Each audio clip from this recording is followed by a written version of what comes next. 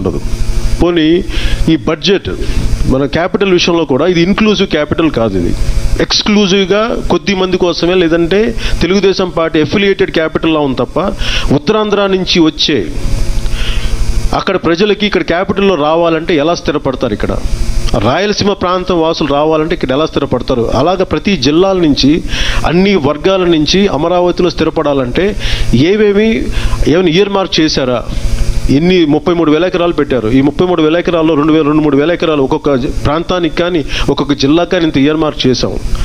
అక్కడ chamber of కామర్స్కి బిజినెస్లు పెట్టుకోవాలంటే ఇలాంటివన్నీ చేసి అసలు ఇలాంటి ఇన్క్లూజివ్ క్యాపిటల్ కాదు. ఇలాగా ప్రతి అంశంలోనూ తెలుగుదేశం పార్టీ చాలా బలమైన వైఫల్యాన్ని చూపిస్తూ వచ్చింది.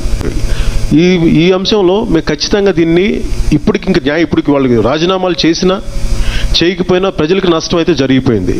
ఇన్నిసార్లు మాట మార్చిన వాళ్ళు, ఇంతకాలం నిలబడలేని వాళ్ళు రేపొద్దున న్యాయం చేస్తారని ఖచ్చితంగా ప్రజలకు నమ్మకం లేదు, మాకైతే అసలు నమ్మకం లేదు.